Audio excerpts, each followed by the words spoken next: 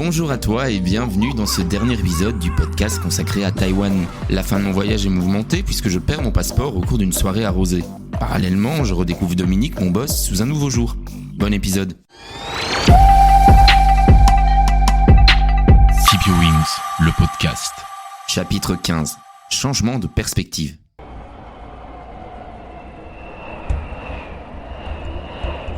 Je viens enfin d'arriver à Taipei, ou plutôt devrais-je dire, je suis enfin de retour. Après avoir effectué un tour de Taïwan, je perçois désormais mieux comment fonctionne ce pays, cette société, ses habitants. Il me reste 2 semaines avant de m'envoler vers d'autres horizons. J'ai trouvé du nouveau du travail en hostel, contre hébergement. Mon planning est minutieusement préparé, encore un jour avant de commencer. C'est l'occasion rêvée de faire une dernière grosse soirée avec un de mes bons potes qui étudie dans la capitale.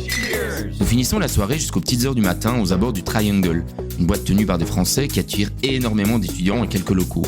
L'entrée permet d'avoir une boisson gratuite, ce qui est l'idéal pour se mettre en jambe avant de filer au 7-Eleven, bien entendu, pour dévaliser le rayon whisky et s'enjailler le reste de la nuit. Je rentre, tant bien que mal, en titubant de mon ancienne coloc. Le lendemain, le réveil est brutal. Bouche pâteuse, haleine de bouc, marteau piqueur sur la tempe, confusion. Ouais, heureusement que c'était la dernière, pensais-je, en rassemblant mes affaires que j'avais éparpillées sur le sol. Soudain, c'est la douche froide. Où est mon passeport ? Spécialiste en objets perdus, je m'arrange pour faire disparaître tout ce que je touche. Donnez-moi de l'alcool, une pincée de maladresse et oui, mon passeport n'échappera malheureusement pas à cette triste malédiction. Après avoir repris mes esprits, vu ma soirée défiler sous la douche, je me suis directement mis en quête de mon passeport. J'ai appelé la compagnie de taxi, j'ai contacté mes potes, j'ai fait le tour de Triangle, alerté la police du coin, mendié auprès des commerces voisins, des femmes de ménage qui s'évertuaient à garder ce coin d'étudiants le plus propre possible chaque matin, en vain. Ma recherche fut infructueuse et mon seul recours fut finalement de contacter le consulat belge de Taïwan. Après avoir adressé mes doléances auprès de la représentante cachée derrière l'épaisse vitre de son guichet, elle me propose une solution. Un passeport temporaire, valable 6 mois, qui me permettrait de quitter Taïwan sans souci et de rentrer en Belgique afin d'en demander un nouveau. Mes espoirs de long voyage volent en éclats. Mon billet, d'ores et déjà réservé depuis un mois pour le Vietnam, va passer à la trappe. Une fin de voyage presque tragique avec tous les inconvénients que cela implique. Un retour au bercail, une attente de plusieurs semaines, une dépense énorme d'argent pour revenir en Asie. Je fais la moue, mais bon, j'accepte mon triste sort jusqu'à ce que je tente une pirouette. Je suis un peu piégé car j'ai un working holiday visa. Je dois rentrer directement en Belgique alors je pourrais rester encore à Taïwan. Ah, vous êtes en working holiday ? Me lance mon interlocutrice. Et depuis quand, monsieur ? Ça va faire bientôt 6 mois. Oh, alors vous êtes éligible à 6 mois supplémentaires ? Oui, exact. Écoutez, dans ce cas, ce que je peux faire, c'est étendre de 6 mois la validité de votre passeport temporaire. Et dans ce cas, vous pourrez rester 1 an sur le territoire sans devoir rentrer directement en Belgique. Oh, ça serait super. J'ai prévu des vacances au Vietnam prochainement, est-ce que je pourrais quand même malgré tout sortir du territoire ? Bien sûr, avec un passeport valable 12 mois, vous avez encore droit à 6 mois de voyage si vous le souhaitez. Mon sourire en coin en dit long sur ce qu'il se passe dans mon cerveau. C'est l'explosion de joie. J'exulte intérieurement. Je vais encore pouvoir voyager pendant 6 mois avant de rentrer à la maison. C'est moins abrupt que de devoir tout quitter d'ici 2 semaines. Donc je remplis le formulaire nécessaire, je donne les photos et autres informations utiles à la confection de ce passeport de fortune. Voilà, c'est fait. J'aurai qu'à revenir le chercher d'ici quelques jours. Alors je travaillais dans l'hostel depuis presque une semaine. Je reçus un message de Dominique. Lâché par mon ancienne collègue, la jeune et pleine de stéréotypes, mais il avait besoin d'un coup de main pour un événement sur Taipei. Au début j'ai souri. Ensuite j'ai décidé de nier l'affaire. Peu après, alors que je venais de finir mon shift à l'hostel, un étrange coup de fil de Dominique me sort de ma léthargie. J'ai vraiment besoin de toi, je compte sur May, mais elle a des ennuis avec la police en ce moment. Comment ça ? Elle était censée travailler, mais elle a été arrêtée par la police. Elle m'a appelé avec le téléphone d'une amie. Mais enfin, qu'est-ce qui s'est passé ? Quelqu'un lui a envoyé un colis avec une arme. Au début, la police a cru que l'arme lui était destinée. Oh putain ! Quelqu'un lui en veut visiblement et veut lui faire peur. Elle peut pas venir travailler pour le moment et je suis débordé sur le stand. Pris de court, ma bonne conscience me rattrape et je décide de rendre service étant donné que j'avais fini mon shift. Je préviens alors Dominique que je ne peux que l'aider quelques heures. Il accepte mon offre et me propose de me retrouver quelques heures plus tard au stand situé à côté de la Taipei 101. Les souvenirs des premiers jours remontent peu à peu à la surface. L'odeur de caramel me chatouille de nouveau les narines et j'avoue je prends presque de nouveau plaisir à cuire ces gaufres que j'ai exécrées en fin décembre. Merci pour le coup de main. Me lance Dominique. Ça fait vraiment plaisir. En plus, tu sais comment tout fonctionne et on gagne un temps de fou. Ces premiers remerciements sincères de mon boss sont étonnants. Je les avais jamais entendus auparavant en fait. La surprise suivante fut probablement l'affluence rencontrée. Exit les journées à s'emmerder devant des gaufres qui moisissent sur la grille recouverte de sucre perlé. Le rush est bien présent. Le caramel fondu éclabousse mon t-shirt, se réfugie sous mes ongles, brûle de nouveau ma peau. Qu'importe, je continue, j'hurle des slogans en chinois pour inviter les curieux à venir acheter des gaufres, je fais le V de la victoire dès que les gens veulent prendre des photos de moi. Bref, j'ai compris ce qui marche dorénavant. Et je ne suis pas le seul à travailler. Dominique est à mes côtés et apporte la touche finale aux préparations. Le client récupère son dû, les yeux écarquillés par tant de beauté. Il sourit, empoigne une fourchette et après avoir coupé avec hâte un premier morceau qu'il engloutit en quelques secondes, se mit à sourire avec un râle de satisfaction. 非常好吃. S'exclame-t-il, ce qui signifie « c'est délicieux ». La reconnaissance du travail est là et je vois dans les yeux de Dominique une fierté. Une fierté légitime et méritée, oserais-je dire. Je termine cette première journée sur une note positive. Dominique me fait alors une proposition étonnante. Seb, pourquoi tu viens pas bosser les jours qui restent? En échange, je peux t'héberger, comme ça tu dors pas à l'hostel et je te paye ta nourriture en plus. Je réfléchis et décide de bien négocier mon retour dans le business de la gaufre. J'accepte, mais pour 1000 NT par jour, un lift à l'aéroport car je suis censé partir dans la nuit qui suit le dernier jour de l'événement. Marché conclu. Rétorque Dominique en me serrant la pince. Et je viens t'aider après-demain. Comme ça, je peux prévenir les gens de l'hostel ce soir et ils sont pas pris de court. Aucun souci. Le deal est scellé. Je retourne à mon hostel, consulte mon téléphone que j'avais laissé de côté pendant le boulot. Fiona m'avait envoyé un message. Elle voulait savoir comment se passait ma nouvelle vie. Je donc comptais mes aventures depuis notre rupture ou départ. Plutôt réactive, je tente de lui proposer de se revoir. Nous pouvons sortir avec mes amis aussi. Comme j'ai un petit ami maintenant, ce n'est peut-être pas une bonne idée de se voir en tête-à-tête. Oui, peut-être. Si ça te dit, on peut aller faire un peu de rando près de Taipei si tu veux. Ok. C'est un revers de pleine face que je me prends. M'a-t-elle véritablement contacté pour avoir de mes nouvelles ou juste pour m'exposer le fait qu'elle avait un petit ami? Je garde la face en lui disant que je suis prêt à tout de même aller trekker avec elle et ses amis, mais bon, nous ne nous sommes plus jamais parlé depuis lors.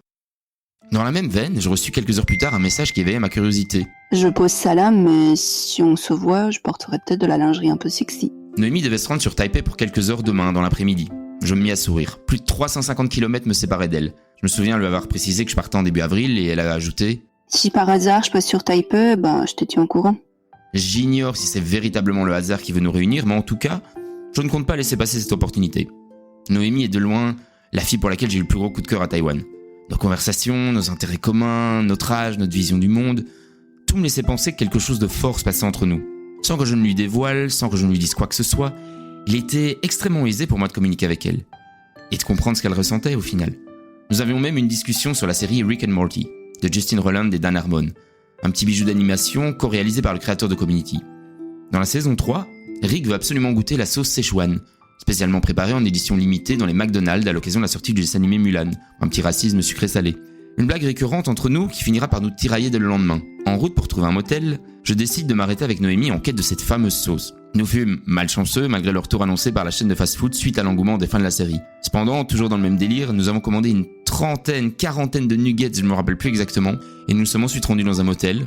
On va pas changer les bonnes habitudes. Nous avons fait l'amour comme des amants sortis de prison récemment, et avons dégusté nus comme des vers ces nuggets comme plaisir post-Covid. Une belle façon de nous dire au revoir et de partager un dernier moment composé d'intimité, de folie et d'aventure. Après ces adieux, il était temps pour moi de récupérer mon passeport temporaire, afin de le mettre en lieu sûr et surtout d'éviter à l'avenir toute perte. Alors que je pensais ma journée finie, je reçus un message de Pierre me proposant d'aller boire une bière dans un parc. Je ne l'avais plus revu depuis son licenciement. Crâne rasé, jeans délavés, il avait décidément bien changé. Plus libre qu'avant, moins prise de tête, il s'était libéré des chaînes qui traduisaient son malaise. Nous avons conversé quelques heures, histoire de raconter nos différents emplois, nos plans cul, nos mésaventures de part et d'autre. Bien décidé à rester sur Taïwan, il cherchait à trouver un boulot qui lui permettrait de rester et profiter probablement d'un sponsor. Nous nous sommes quittés en nous souhaitant le meilleur, espérant nous revoir dans un futur proche. Cette journée aurait pu se terminer là, mais j'avais également proposé à Joyce et Lynn de nous revoir avant mon départ. L'occasion d'aller manger un bout ensemble, de parler de nos vies respectives et de ce qu'il s'était passé depuis le tremblement de terre. Nous avons chacun vécu cette expérience et ses conséquences différemment. Il nous aura fallu du temps pour oublier et passer à autre chose, mais nous en sommes ressortis encore plus forts qu'auparavant. Sans aucune hésitation, ce mauvais souvenir était bien loin de nous au moment où nous évoquions nos futurs projets. Un moment tendre, partagé à trois, qui m'a rappelé le meilleur de Roi Lien. Le lendemain, j'avais mon sac avec moi, prêt à retrouver Dominique pour l'événement et terminer en beauté ces 3 jours. J'ai bien avoué que je n'ai jamais vu Dominique bosser autant. À l'écoute des curieux gourmands, il mettait la main à la pâte, se démenait pour attirer la clientèle. Les journées étaient chargées, sans le moindre répit, c'était des heures et des heures sans s'arrêter. La caisse s'emplissait de billets, les paquets de gaufres s'amenuisaient de plus en plus, les cernes et la sueur le long de nos visages en disaient long sur notre fatigue. Enfin, l'enseigne marchait. C'est un succès. Après tous ces échecs, j'en étais presque content pour Dominique. Cette fois-ci, c'est bien mérité, pensais-je. Le soir, une fois l'événement terminé, nous repartions à la cuisine centrale, préparer la pâte à gaufres des liégeoises et des bruxelloises. Ensuite, nous finions dans un restaurant retrouver quelques amis à Dominique. Nous sirotions quelques bières et mangions comme des rois. Dominique me payait tout, ne me refusait absolument rien et ne comptait pas son argent. Après, nous regagnions son domicile où sa femme attendait avec leur petite fille. Souvent vexée, elle semblait reprocher à Dominique ses longues journées. Il ne bronchait pas, s'occupait de la petite jusqu'à ce qu'elle s'endorme, discutait avec sa moitié pour qu'elle cesse de bouder et s'en allait dormir. C'est là que j'ai réalisé que ma vision de Dominique avait radicalement changé.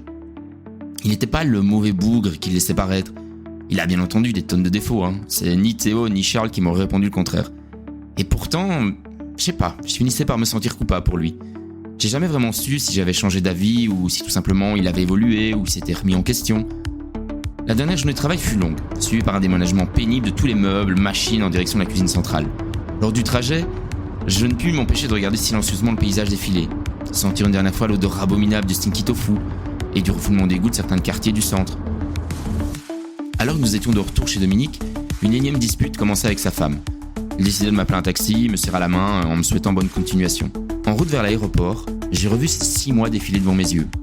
Mes peurs du début, mes bafouillements mandarinesques, les gaufres, Marie, Fiona le trekking, la rencontre avec Dominique, Lucie, la métamorphose de Pierre, mais l'interpellante situation dans laquelle elle semblait s'être fourrée, ma pub taïwanaise, ma solitude au nord-est, le tremblement de terre, les rencontres et partages à Doulan, Kending et ses magnifiques paysages, Noémie et nos parties de jambes en l'air, Charles et le restaurant...